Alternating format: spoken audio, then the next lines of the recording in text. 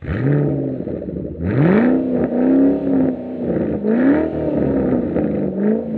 ready to ride along for another exciting episode of No Driving Gloves, where Derek, John, and Will use over 75 years combined industry knowledge to bring you a bare-knuckled view on the collector car hobby. So let's get rolling.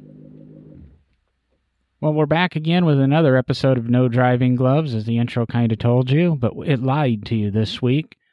You have me, you have Derek, and Will's out in Vegas playing and enjoying SEMA, and from what my Facebook feed's telling me, and if you watch Big Oak Garages or follow Scotty D, it seems Will is the photographer for Scotty D most of this week, and he's taken some pretty radical pictures or some crazy stuff this weekend, or week. So while we're recording here, Will's out at SEMA. So you've got Derek and me, and as kind of a surprise thing, and we can call it a unannounced reward maybe for the Patreon and that, our first patron, Anthony Layton, is going to join us this evening. Derek or Anthony, do you want to fill in just a little bit of background and automotive knowledge? And maybe, Anthony, who are you? Sure, I can start. My name is Anthony Layton, and I'm a friend of Derek's. Yeah, I heard about the podcast through Derek's Facebook page, and I got really excited because I'm really into listening to podcasts, and I jumped all over it, got on Patreon, and supported you guys right away to keep the show going. I'm originally from the Jackson, Michigan area. Know Derek through a museum in that area, in Detroit. And I've been involved with, I don't want to say cars, but I want to say mechanical things from childhood. I actually went the motorcycle, ATV, RC car route, and went through college for technology and kind of combined the two. And Derek can speak a little more on that. So I met Anthony, as he said, working at, and it's okay if we say the names of museums, Anthony, at Henry Ford Museum. Most of the listeners know I spent quite a bit of time there, and Anthony was one of our, an employee at the museum. I also knew Anthony somewhat through, he said he went to college for technology, got to know Anthony at the museum, and then ran into him at college because we went to the same college, and actually somewhat in the same program for technology studies. His course of study was a little different than mine. I did the history of technology, and Anthony did a little different route, which, Anthony, you can maybe talk a little bit about what you did with technology and what you do now with technology. Yeah, sure. So when we were at Eastern, we were taking, it was graduate level classes, I believe, right, Derek? Yes. Yeah, we were in a graduate program, and we took the core classes and kind of knew we both worked at the Ford, but we weren't sure exactly what we were doing, or I wasn't sure what I was doing. Yeah, so Derek and I were in the core classes, and my route was a little bit different. I was focusing on computer forensics, and Derek was taking his path more towards the museum side. That's kind of how Anthony and I got to know each other. And Anthony's always been intrigued, as he said, by mechanical things. And, once we kind of started getting to know each other and both got to know a good friend of ours, a mutual friend now that works in the Roundhouse and is a big early steam guy. We all started hanging out, playing with early machinery, goofing off with stuff. Just kind of got to know each other, and Anthony has become really a good friend and obviously a good patron of our show and listener, and we appreciate that. So, yeah, that's a little bit about Anthony and myself and kind of why we're having Anthony on the show tonight. So, John, if you're out there. Oh, I fell asleep. I'm sitting here. Now, as we always do, we have a little pre-show chat, and John got to know Anthony. And we talked a lot about different things that Anthony's doing right now with his, technology, in the technology field. And I think one of the things that came up early in our pre-show discussions was a little bit of this story coming out on Tesla right now in production. And John, if you want to maybe chat a little bit about that, there's some interesting things going on in the world of technology right now. Well, it's interesting, and it's one of those things where no driving gloves, and part of that is for us to have a voice to do a rebuttal on what's going on. And of course, we're recording on November 1st, so the news I'm talking about came out on November 1st. You'll be listening to this, about a week later, but by then everybody will have hashed it, forgot it. Tesla stock will be back up, and it will recovered from the 5% hit that it took today, because it was announced that the Model 3 is going to be delayed 3 more months. How many times do we see this with major manufacturers where a model gets pushed back and pushed back? Tesla is always under the microscope. And part of my discussion or worry or concern with this is all of a sudden we get thinking, and you get all the commenters on these that don't have money behind Tesla. They're not investors. They're not Model 3 pre-orders. They're not Model S owners. That they don't watch Tesla. We have to remember that Tesla is not a car company. And that's one of my big things. Musk has created Tesla as an alternative energy company to explore all kinds of ways of utilizing or rethinking the power grid and the way we utilize electricity, gasoline, etc. Remember, Tesla has a roofing company now. They'll come and they'll do a roof for you. We have Tesla, here the news on the 1st is they're going to delay. They're not going to be able to deliver Model 3s in large scale until the beginning of 2018, into first quarter 2018. When people started ordering Model 3s a year ago, I think I said, and unfortunately I didn't have a podcast, so we can't go back and listen and document it. I said, these cars aren't going to be out as quick as Musk said. Nobody can bring a car to production that fast, whether it's General Motors, whether it's Ford, whether it's Ferrari. Nobody does that. So I think the delays are normal. They had a $620 million loss reported today, impacted their value, but it was less than what Wall Street expected them to report. It was a smaller loss than what they had. And this follows a profitable quarter where they made something like $22 million in third quarter this year. So Tesla just exists. They're creating this car. They're doing this infrastructure. And like I said, they're not a car company. They're an alternative energy company that wants to sell you batteries. They get accused of taking $400 million from the government and investing it and working it to build these pipe dreams of cars, and then taking, whatever it is, 400,000 orders for the Model 3 at $1,000 a piece, or I think that was the deposit you had to put down. So they take $400,000 and they work this free interest loan. Remember, Tesla created these cars, created this technology, and has opened every single one of their patents to the general public. If you want to go build a Tesla, you can go to the patent office and get all of their patents and find all of their research that Musk has invested hundreds of millions of dollars in designing and developing, and you can build a Tesla. There's nothing wrong with it. He says, please do it. Once he opened up these patents and open sourced them out, much like Volvo did 50, 60 years ago with the seatbelt, everybody jumped on and took the technology. And all of a sudden, we forget that Tesla did this 2 years ago. Now, all of a sudden, Europe is going to go all hybrid within the next 3 years. Porsche is developing a Tesla competitor that's an electric car.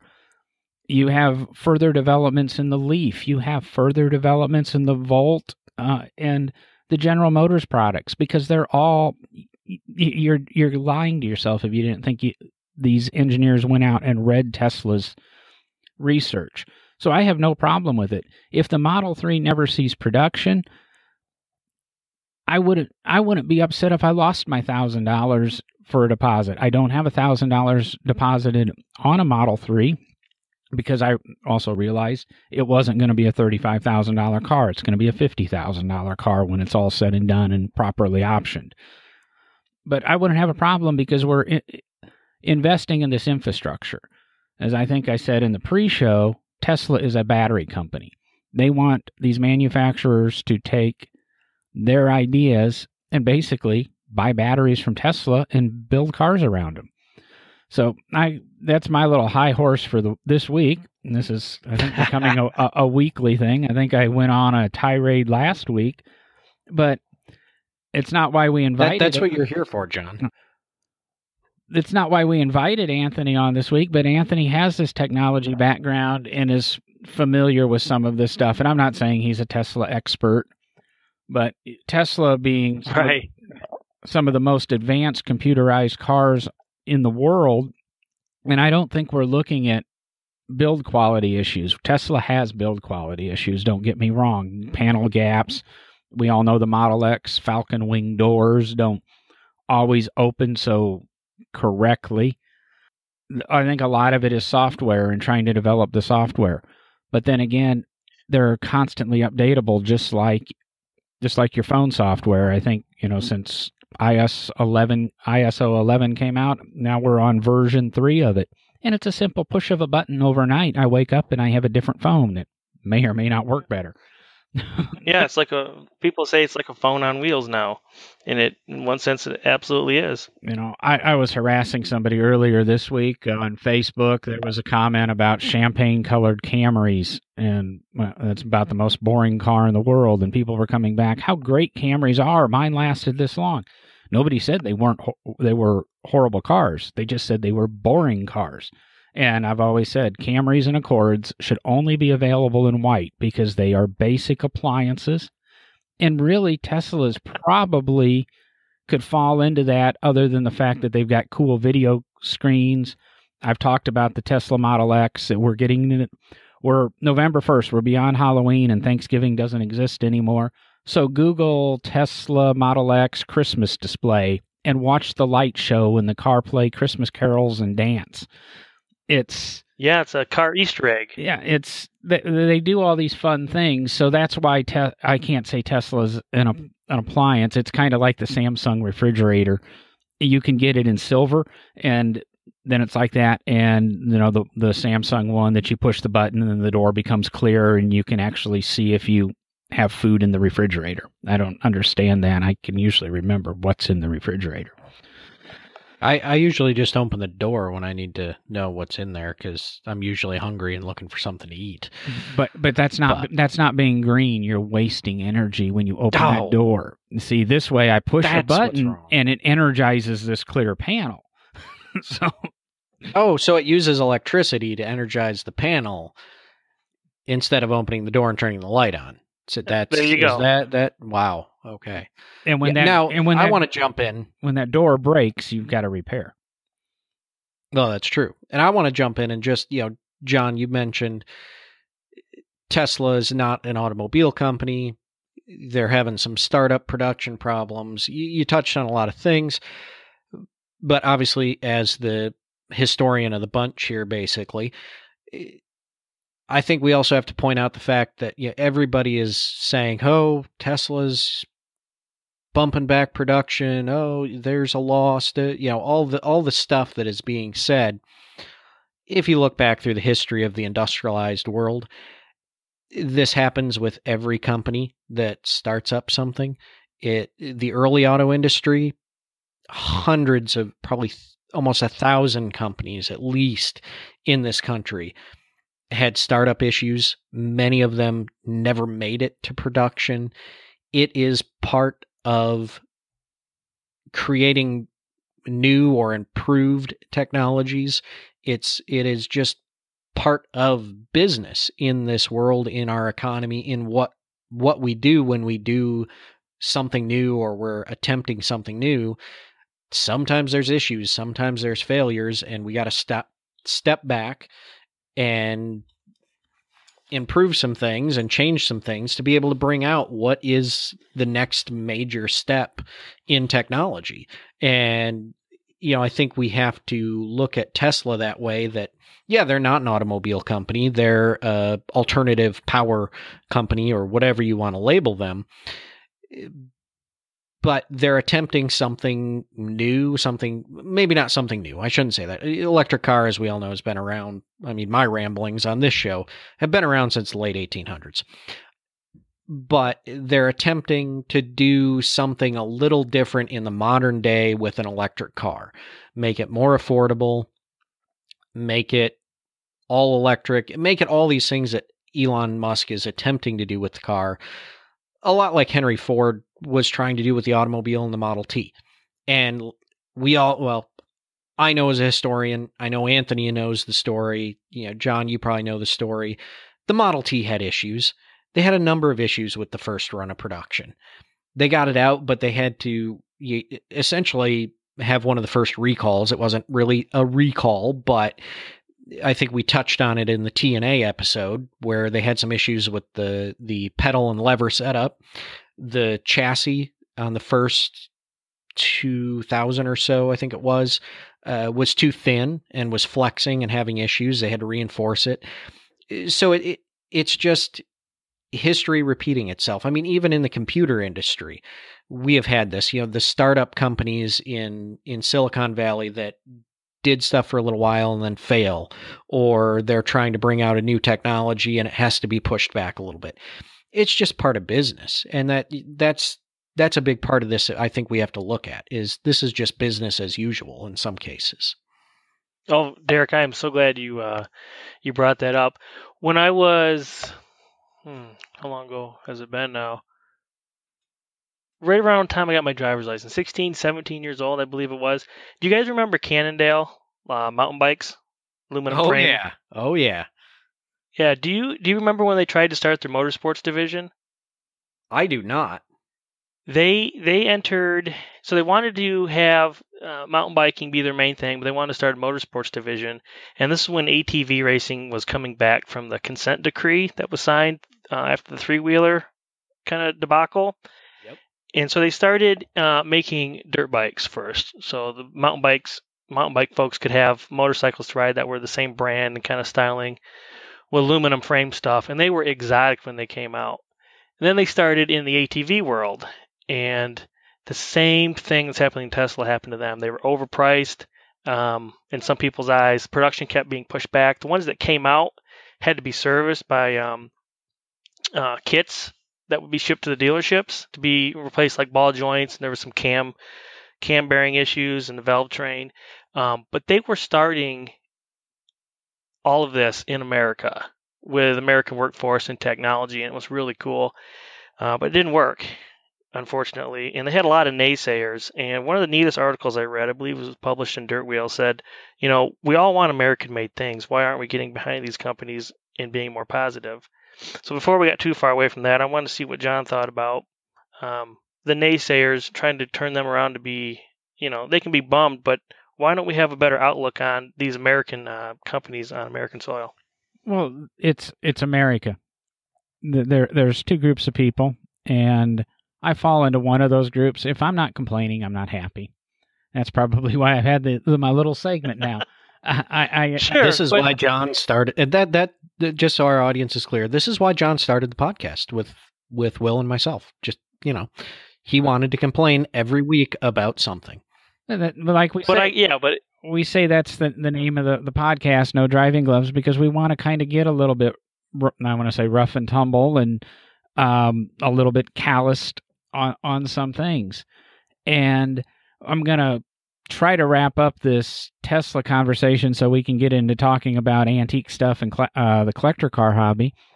But Tesla announces a 3-month delay in production, and I would not be surprised to see it extend to 6 months. And they get ridiculed, and they're wasting people's money, etc., etc., etc. And I'm going to touch on something. A couple of months ago, a famous American sports car announced, we're going to cease production. We're going to stop production, kind of unannounced. Nobody saw it coming, so that we can retool the factory and improve quality, finish up the paint facility so we can paint carbon fiber better, etc. So the Corvette goes out of production for 3 or 4 months. Granted, there's not 400,000 orders for Corvettes, but there's still 1,000 guys out there that have money down on a Corvette that have them ordered and would like to have a Corvette. No, the discussion on a Corvette goes to, oh, is the 2018 going to be the most collectible C7 Corvette because there's fewer of them made? Or are you going to want to have a early year delivery 2018 Corvette or 2018 Corvette? Or are you going to want a late delivery, or is this 2017 Corvette? I'm sorry. Early delivery 2017 or late delivery, whatever year we're on. And yeah, you're right, 2018. 2018. Do you want it before or after this 3-month? But nobody talked about, oh no, General Motors and the Corvette's going away. Yeah, there's a lot of rumors about the mid-engine car and whatever happens with that, what happens to that. You can read the press and see your spy photos, but I believe the museum at one point in time had a mid-engine Corvette on display, so it's not the first time this this ball's been tossed around. But there have been many a concept mid-engine Corvettes over time. So just throwing that in there. Yeah, it's something they've played around with since the late 60s, early 70s. So that may or may not happen, but the Corvette goes out of production for 3 months, and we talked about the collector car hobby gets into the discussion of, is it more collectible, etc. Tesla talks about a 3-month production delay. We talk about the imminent demise of Tesla and Elon Musk, and it's going down in flames like some of his rocket ships do. Now, not to drag this out any longer, John, because I know we want to move on to things, but part of that, I think, and I think you'll agree with me, is the fact that Corvette has been such a long-run, production-run vehicle that nobody's worried about it not being produced again. Whereas the Tesla, the startup of the Tesla 3, it's the Model 3, right? That's in, yeah. The Model 3 is the one that's in trouble, but the Model S is still in production. It hasn't been produced before. Yeah. Right, but is it the fact that it is not a car that has a long history of production, whereas Corvette, being produced since 1953, we've seen it in 1983 when they were attempting to bring the C4 out. They had to halt production because of issues. There weren't too many questions then about what was going on. They knew it was a move to improve the next generation Corvette. But again, it had already had a 30-year run behind it. Well, I'm not talking about the unknown. I'm talking about that both are affected by this 3-month thing, and it's the same thing. Yes, you're right. There is a history there. It has General Motors backing, but Tesla gets ridiculed for taking government money. So did General Motors. And actually, just about the same point in time, almost the same year, I think they both got their big checks from the government. So it's just one of those things. It's, I'm using the Corvette analogy to say it's normal in the car world for this to happen in production delays. I mean, we can go in, the Vipers had it. Porsche does it to a extent, and it's almost a marketing thing with them. Ferrari, it happens with Ferrari, and I think it's more a marketing thing. But there's always delays, especially on this stuff that pushes the envelope. With that 20-minute tirade over and discussing, and maybe we've helped explain to the listener that it's Tesla, and let's not worry about the company. I don't think they're in trouble. I don't think they're going to be a car company that's going to last hundreds of years. I think, Musk will get distracted and go on to something better and make some cool batteries, and we'll buy our Tesla batteries with a little. That's where we're at in literally up to the minute type technology there. But I don't want to waste Anthony's time on the show while we have him tonight, and I'm gonna be quiet for a change. Probably in a lot of the second half of the show, we're almost gonna have a 2-parter here in one show. I think we can go back and discuss a lot of this early technology that existed in the automobiles. I believe both of you have a solid knowledge. I mean, how often do we get to sit down and talk to two people that work behind the scenes at the Henry Ford. It's a place that absolutely fascinates me on my visits and seeing it. And, of course, my privilege in life is I've seen a lot more of it than most people get to as general public. I've been in some of the back warehouses and that, and I believe both of you have probably seen and experienced a lot more than me. So why don't you roll with it, and I'll interject when I can. Yeah, I wanted to add too, I was in the Benson Ford archive, so I wasn't out in the village or in the museum or in some of the workshops that Derek worked in. I was in the archives, and that is like a whole other facility in itself, and it's just really, really cool. It is open to the public. It's free. You park and you walk in, and that's it. They used to have you sign in. I was just there recently, and they didn't have any sign-ins. I don't know why they did away with that, but so I worked in the archives and got to see some really neat original literature and stuff like that. And my early car obsession is kind of steam-powered stuff. I'm into boiler tech, and got to see some neat steam stuff that wasn't in the museum on the showroom floor, but in the back warehouses. And I think that stuff is out now. They launched a new exhibit a few years ago, and yeah, that's my background with the Ford. Yeah, and I was I'm glad you jumped in with that, Anthony, because I was going to bring up the fact that you worked more you worked in the Benson Ford Research Center, the library and archives of Henry Ford Museum in Greenfield Village, or now known as the Henry Ford. And that is a cool place behind the scenes in, of course, what in the library terminology is closed stacks. In other words, it's not accessible to the general public. Almost every museum that has library archives has this type of situation where they have the closed stacks. You can go in and request something out of there, and they'll bring it out to the reading room for you, but you're not able to just walk in there freely and look around. That's reserved to certain staff members that have stack privileges. In other words, we had keys that we could get into that, or we had our badges that would permit us into those closed areas. And it is one of the most fascinating storage areas, in my opinion, at Henry Ford Museum. I was in the storage buildings for all of the artifacts, working in the conservation department. That was a routine for myself and the staff of the conservation department.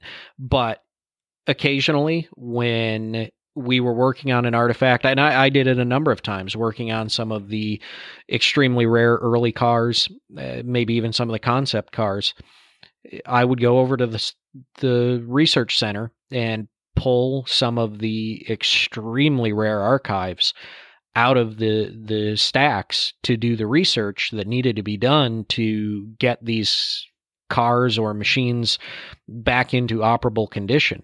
And that is probably, like I say, one of the reasons it's the coolest area there, because off of a basic knowledge of machinery, I could do a lot. But to be able to go over to the library and archives and pull out an original document that told me exactly what to do to maintain it, to run it. The library and archives are extremely important in any museum setting, be it an art museum, be it a history museum, be it an automotive museum, whatever we're talking about. Because that is the documentation end of things. That is the owner's manuals, the operational manuals, all of the stories that are ancillary to the actual object itself. And unfortunately, in the automotive museum world, in the machinery world, because the Benson Ford Research Center has, just the amount of archives they have is mind-blowing, number one. But they don't just focus on automobiles. They have everything related to the collections at the Henry Ford. And so you can go in, if you're restoring an antique car or an antique tractor or an antique hit-and-miss engine or anything that you're steam engines, and you're likely to find the original manual for that car. And it's that backup that you need to know how to do what needs to be done. And so I think Anthony had a really cool experience there. And he helped me a couple times, I know, when I'd go over there looking for something, he'd help me find it back in the stacks. And just to be able to walk through there and pull something off the shelf and take a glance at it. I mean, they have parts drawings stored for the Ford Model Ts, the Ford Model As. And I think if I remember right, Anthony, it's been a while since I've worked there. I know it's been a while since you've worked there. Yeah. But I think some of the drawings even went back into pre-Model T. I think they had some of the NRS parts drawings. Yeah, that's correct. Right. So, I believe that's correct. And those, just real quick, those were hugely popular. Those original film pieces. There would be people every week coming in and requesting those. It was just really kind of neat to see those being brought to life. And then when you give them to somebody, and that was the thing, like you're describing, that they needed to see to finish a reproduction part, it was just really, really cool. I think. Yeah, and then. Oh, go ahead, John. I was going to say, I was going to kind of summarize, to put it in really, really simple terms. When we're watching Barrett Jackson and they talk about documentation and how documentation adds to the value of an automobile, that's exactly what Derek's talking about, that these archives do at every museum. We have one at the museum I'm at. The AACA has a completely separate building and library facility for the record keeping, because the records themselves are almost more valuable than the cars or the artifacts in the museums.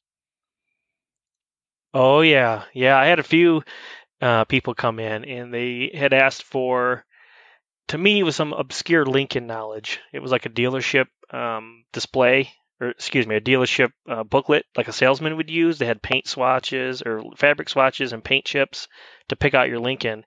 And he asked me, he goes, "What do you think that's worth?" And I said, "I have no idea." And he told me a very large number. And I said, "There's no way." He goes, "Oh, yeah, this Lincoln book, this OEM Lincoln book is just, they're so rare." And you can appreciate other people's knowledge with things you're not sure about. And it was really, really neat. Yeah, and that's the cool thing is there's a lot of times the documents that go with these artifacts, again, automobiles, machine, anything, they're often, obviously not as many of those produced. Owner's manuals, yes, there's as many produced as there are cars, oftentimes more. But service manuals, things like the paint chips and fabric swatches that go to dealerships, number one, there's fewer of those made. And number two, those are the throwaway items. The car is not necessarily the throwaway item. It's the paper documents that go with it that often are just thrown away because, well, this is, the model 3 models ago, and we don't need it taking up shelf space in the dealership anymore. In the trash it goes. So we've lost so many of those archives that it's where you find the rare documents that you need to be able to prove what you need to prove about the object that you own, you're working on, whatever it is you're doing. And I've had the good fortune working in the different museums I've worked in and also visiting the different museums and archives I've visited to see some mind-blowing archives. I previously to working at the National Corvette Museum, I worked at a museum in Cleveland, Ohio called the Crawford Auto Aviation Museum, part of the Western Reserve Historical Society, and now the Cleveland History Center is what they call their main campus.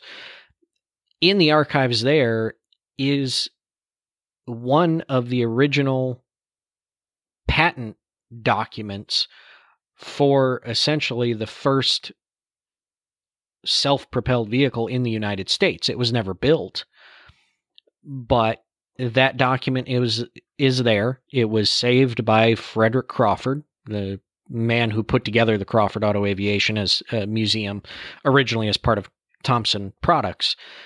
And he was able to save that, found it at an auction somewhere, and was able to get his hands on it.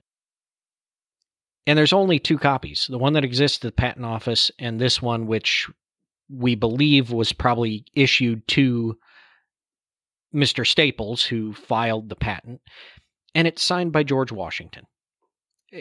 Where do you find objects like that? I mean, That is very neat. it is mind blowing what you find in archives, and I think in Anthony's case, having the background that he had growing up with, playing with machines and RC cars and motorcycles and ATVs and everything he did, and then winding up in a technology program at Eastern Michigan University, working at the Benson Ford Research Center, getting to meet the people that worked in places like the Roundhouse in the Village, those of us that worked on the machines and the automobiles and conservation. He became friends with a lot of us. We got the good fortune to become friends with him because Anthony's a great guy. He got to get involved in playing with even older stuff than I think he was ever even interested in maybe as a kid. He started playing with steam equipment, hit and miss engines. Yeah, I would say Model that's Ts, true. Model A's, and you started having a passion for the earlier stuff too, which is really cool. And I mean, we have a mutual friend, we'll just call him Goody because that's his nickname. And, but we used to go over to his house and play around with his steam engines and on 4th of July and just goof off. He had some hit and miss engines laying around. We'd get those out, fire them up. And that was a good time, and it's those connections that we talk about a lot on this show, the connections you make within the field and within this hobby and business that leads you to do some really cool stuff. And I think that's kind of where Anthony has wound up in life is the opportunities he's seen through some of this, although he's in a very modern field of work with technology, dealing with cutting edge technology. He got the chance to become interested in the early stuff too. And I think that's really cool, Anthony. I think it's awesome that you experience both ends of it the way you do. Yeah, it's kind of a weird mix. So earlier, I said I was in the computer forensics field, and that's actually what I studied in college. And I did forensics for about 3 years in Michigan. And then forensics is one of those fields you're built for it or you're not. And I just found out, it really wasn't my thing. And in college, I had, like I mentioned the core classes earlier, and I wanted to make the connection between kind of how I digital forensics in my high tech job now, and then working and knowing Derek. So, the core classes had us do a history of technology, and we could pick any topic as long as it was an old technology. So we're in a high technology field of study, but the assignment was to pick something old. And I was like, this will be easy. I had a passion for steam engines for growing up, going to tractor shows and whatnot. And so this project required us to write a pretty lengthy paper. And I'm kind of a research hound anyways. And the process involved using primary and secondary resources. And I've heard Derek talk about those on the show. And I got really into writing this paper. And one of the places we could use and were encouraged to use was the Benson Ford Research Center and Archives, Benson Ford Archives. And I actually got a job there right at the end of writing the paper. I really enjoyed the process, and I liked meeting the people like Derek and Goody out in the Roundhouse. And that's how I actually got the job in a really bizarre way. I had asked if they were needing any part-time help. And they said, actually, we are. And I had done such a good job writing and researching this paper, my instructor had no problem giving me a recommendation. And I wanted to make that connection for everybody. Even though I'm in the security world, cybersecurity, computer world, I still have this other toe in my passion, which was really the early history, research, and museum stuff. And actually, Derek, I don't know if you saw I got married, but I got married to a girl I met at the research center while I was working there. So that's pretty fun. Yeah, and I was going to say, tell Erica I said hi. I will. She'll be listening when this gets put out. So. Oh, fantastic! Then I'll just say hi to Erica by myself. Hey, Erica. There we go. So, Anthony, you talk a little bit about that, and obviously, at least right now, from still being a friend of yours, chatting periodically, we don't get to talk, I think, as much anymore as we used to and probably would like to. Hopefully, this podcast and reconnecting like this will kind of help us get back in touch with each other more often. Yeah. But I know we're friends on Facebook, obviously, and I know I watch your posts. Now, I know you don't have anything right now, at least that I know of. You don't have any old machinery, old engines, anything like that. That's correct, yep. But I know you're striving to get something. And as far as I know, it's still a Model T. Yeah, it is. Yeah. So you're correct. It's a TT truck. So why the interest in the TT truck? Tell us a little bit about, why you're so interested in the early, especially something like the TT. Man, that is an excellent question. It's something I've been thinking a lot about, and I go to more tractor shows, or I used to, than I went to car shows. And steam traction engines is what they're officially called, or steam tractors. They are obviously very large, and they're very heavy, and they're very expensive to move, to purchase, and to maintain. Not saying I couldn't do that, but it's, just starting a family, it's not in the cards right now. So I wanted a TT truck because it's a good mixture of something that would fit in at a tractor show and something that would fit in at a car show. And I love going to Old Car Festival at the Village, and I love going to the big steam shows, Lower Michigan, Upper Ohio. So that's why I focus in on the TT. I don't think I want to tour right away, so speed's not a concern. And for anybody that doesn't know about TTs, they have a worm drive rear end, and they topped out about 20 miles an hour or less stock from the factory. So that's where my interest is in the TT truck, is the good combination of driving along the fields while steam engines are plowing, or just parking at a car show and talking to everybody.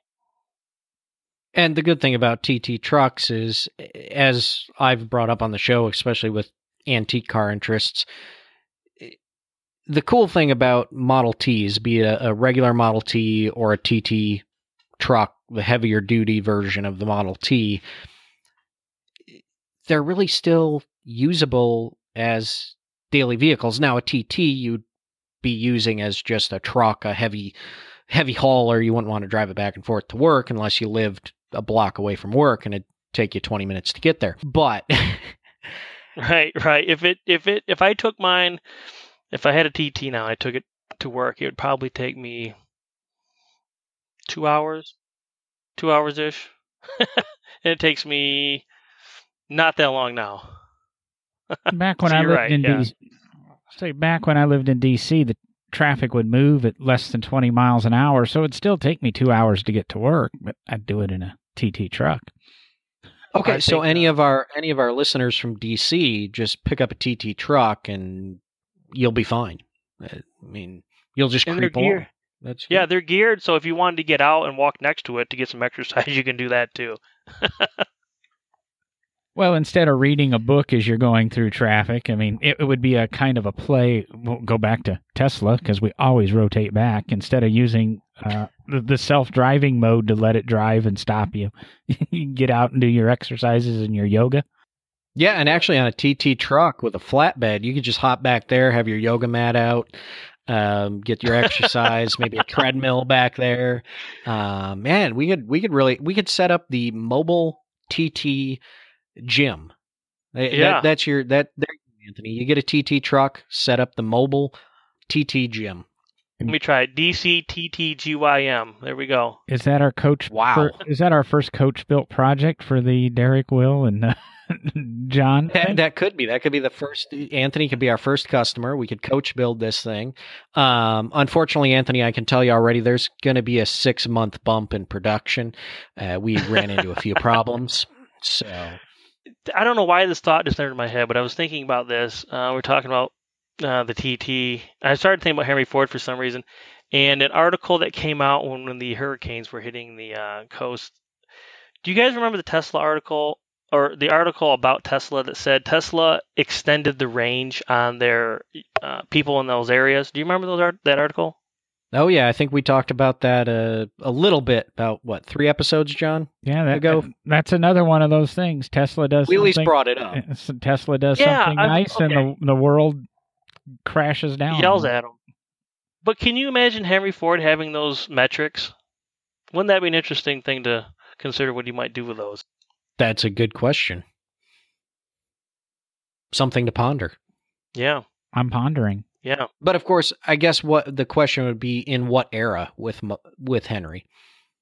Yeah, not towards the end, because things kind of got kind of crazy. I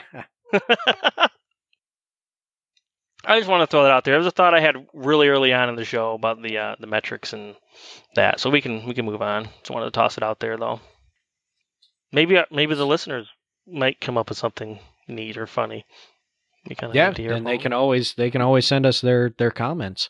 Well, while we're talking metrics and such, it gets me thinking, and I'll interrupt. And why does the United States use SAE instead of metric? Is that what you're? Oh, not that kind of metrics. Well, that's a whole nother show. Well, according to the mechanic I used to work with years ago at White Post, we use SAE because there's only 16 wrenches in every inch, where metric provides us 23 or 24 wrenches in every inch.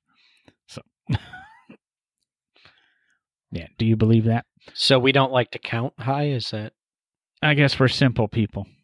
We're not Works for me. We're not affluent like the Germans. We don't need that level of precision. Well, what I was trying to say before we got into the discussion about SAE and metric, what about possibly, like I said, we were talking metrics, and for some reason that gets me thinking in a data and analytics, and just beyond that,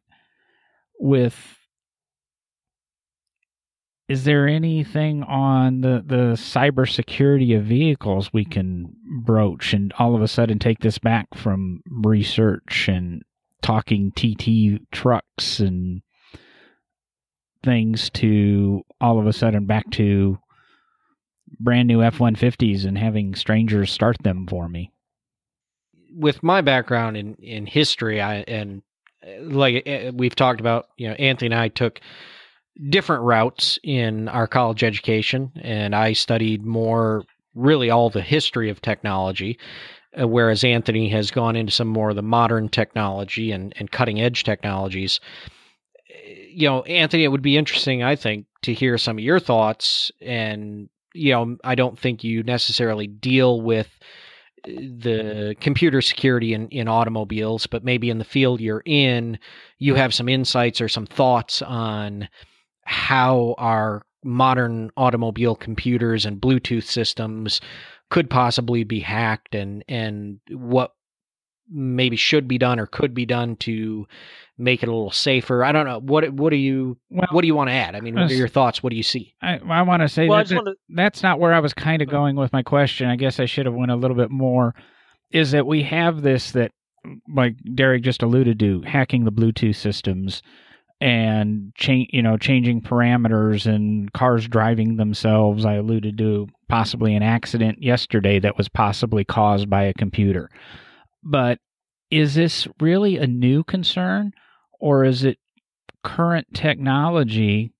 And we've actually had these problems for years. I mean, we can talk unintended acceleration and with fuel injection, but didn't we have that before with linkages breaking or jamming?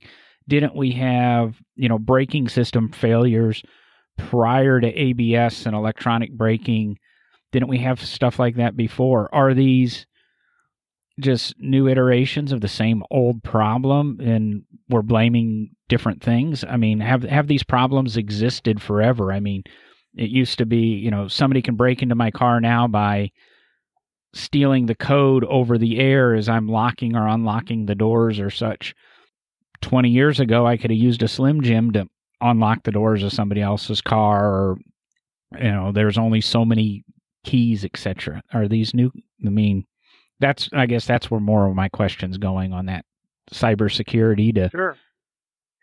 No, that's a good segue. I actually was talking about this at work, and we were applying it towards something a little bit differently, but it absolutely can be thought about with cars. So you mentioned linkages failing and breaking into a car using RFID tracking versus your Slim Jim. So when we think about car hacking, and you mentioned like the same old problems, is it the same old problem or is it a new problem? First of all, I just want to say it scares me. I understand this technology, but I'm still scared by it. So I want to put that out there. It's the same problems, but on a much bigger scale. So when you think about let's take our houses for example. So our front doors might be locked right now, and someone could come up with a bump key or a lock picking kit and try to break into the house. They could fail, go away, someone else could come. But if we have like a digital lock, or think of the car, if we have a digital lock on our car, the whole entire world potentially has access to that lock to try to pick it electronically. So when we talk about hacking cars, we've always been able to hack cars. It was just mechanical at first, and now it's becoming more electronic, and now it's connected to a network, which makes basically it opened up to the whole entire world. And also want to point out, we're not just talking about people sitting at keyboards trying to break into cars, like we've read those articles online about. It could potentially be sent out to robots to try to hack your car. So one person could control, it's a term called a botnet. So they control the network of bots, and they can direct their actions and computing power to one resource to try to harm it, open it, break into it. And so, John, you're absolutely right. I think it's the same problem, but just on a global scale now. Does that send shivers up everyone's back right now? I was going to say, you've probably just scared half of our listeners, and now they're going to sleep. But let's calm them a little bit. When you say bots, you're actually talking about piles of code in a machine. You're not talking that a Cylon warrior is coming over, or Twiggy from Buck Rogers is coming over and trying to break into your car because somebody said Right. No, Not he's a robot. He's referring to the Daleks. It's the Daleks that are trying Daleks. to. Right. No, it's you're right. It's not a bot in the I want to call it the old sci-fi sense, but maybe it's not old. But it's just a network of computers that you've been able to control, and so it amplifies your computing power. And that's what you really need to do some of these hacks. Is you need to run iterations of an attack to see which key is going to work. I think it's interesting, and I appreciate the way you put that, in the sense that it's a good explanation with the fact that mechanically it took one person at a time. And, as John said, these are the same old problems, just in a new light. But as you say, on that global scale, if there were 20 people standing around someone's car in the 1960s, you weren't going to bust out your, side cuts and slide under the car and cut somebody's brake hose, because a whole bunch of people were going to see you. And you wanted to do it alone and not be, seen. But now we have that security of being not having to be next to the car. Like you say, it can be accessed globally through the computer system. I think, to me, I hadn't thought about it that way. And when you said that, it kind of clicked to me. That was a really interesting way of putting it. And I kind of appreciate that. And I hope our listeners do too, that explanation, because it really resonated with me when you said that. Great. Yeah, you're welcome. I live in this pretty state called Denial, so I totally ignored everything you said. I thought that was a river in Egypt. Oh, that's the Nile. I just live in Denial. Oh, okay. Well, I would have one question for Anthony, and you don't have to go really in depth with it or anything, but my curiosity, and I think most of our listeners know, if technology isn't at least probably 75 years old, I don't understand it. That's why the podcast is screwed up sometimes, usually because of me. But for me and my interest and some of my, it's kind of like when electricity was introduced. People thought it was magic. For me, the idea of Bluetooth and the wireless connection of my phone to my car, does that open up more security risk with something like a Bluetooth system? Because, I mean, can people hack in? And I mean, anybody get access through that whole sync technology, that Bluetooth technology? Is that another area of concern, or is it all the same? I mean, you're talking to somebody that doesn't understand modern technology very well.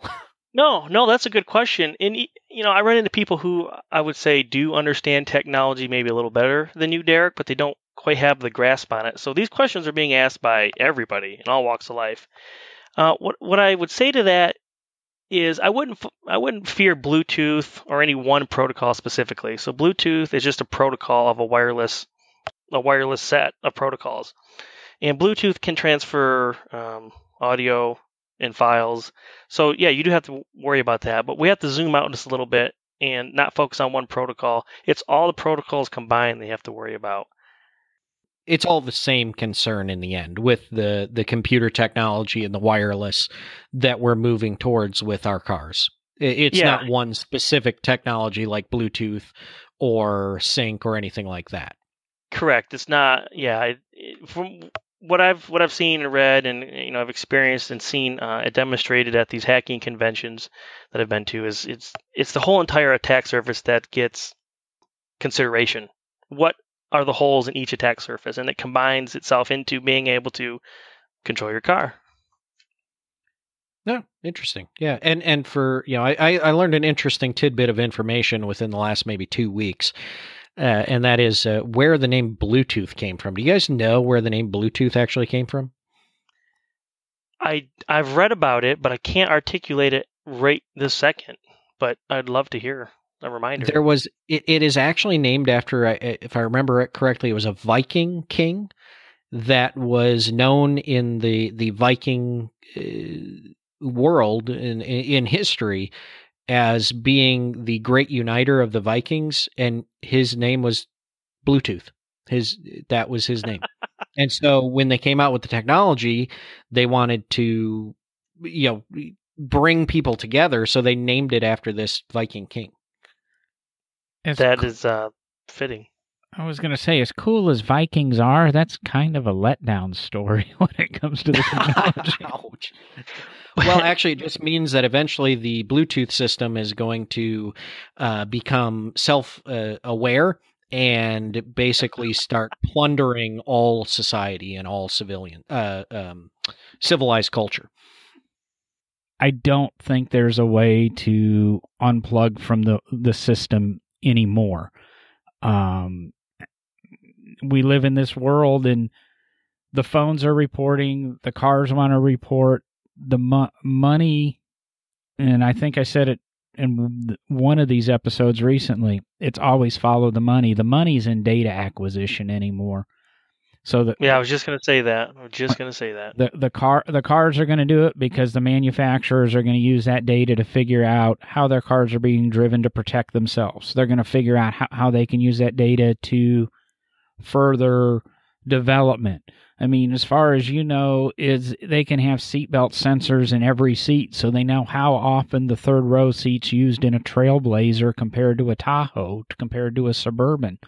And they can. Oh, that is absolutely happening. They can use this data, and it's all follow the money. There's nothing you can do about it. I had a friend a couple of years ago. He has since passed.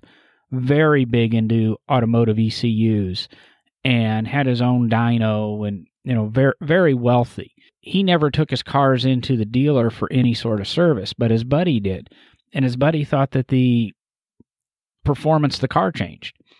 So he went ahead and dynoed his car and then took it into the dealership, and after it came back from a standard service, dynoed again, and he had lost horsepower and torque.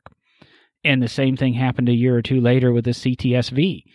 Once it went in for this initial service, he'd get one of the first 500 of whatever usually delivered, and his theory was certain manufacturers will make certain cars with certain ECUs so that the press has an ability to get these cars and get these wonderful performance numbers, but they don't know what cars are actually going to end up in the journalist's hands.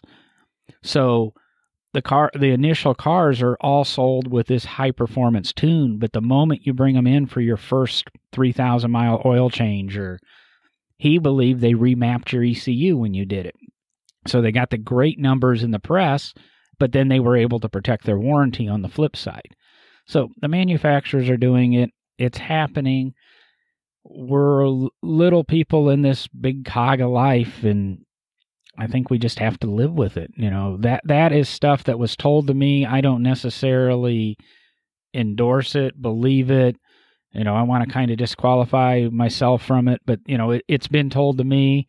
There's some semblance of the truth. I kind of like conspiracies and things like that, but it's the world we live in, and it's follow the money, and why the manufacturers might not be selling your data if they can save themselves 10,000 engine replacements a year.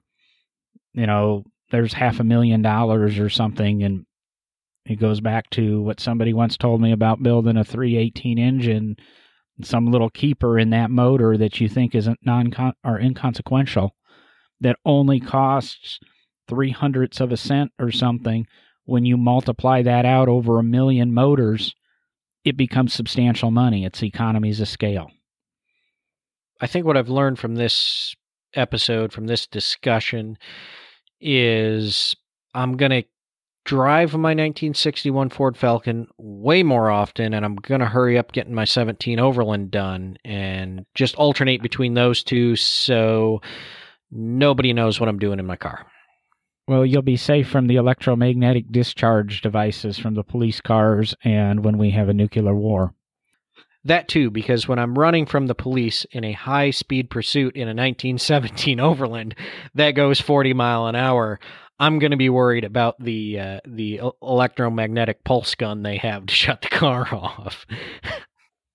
Well, we want to thank Anthony for joining us this evening and providing some different points of view than we normally would, I think, encounter. We had almost 3 separate episodes happen this evening, all in one episode, quick pace, a little bit more political than we normally want to be, me a little bit more preachy than I want to be, but I hope we explained some things to the listener, and hopefully you learned well in this episode. We do, again, thank Anthony for joining us tonight, filling in for Will. We might grab a bonus episode or two with Will if he can find some time to call in from SEMA. But for Anthony, Derek, and me, like I say, check out our Patreon, check out our Amazon affiliate links, things like that. Obviously, this is a special bonus thing. Next time we need a guest host, we might go to the Patreon and see who we got out there that we want to invite on the show and let them impart some of their knowledge and actually have a say. Like I say, we created the podcast so that we had a voice. This is a way to get your voice. So from us 3, no driving gloves. Thank you. Have a good evening, day, morning, whenever you're listening to this.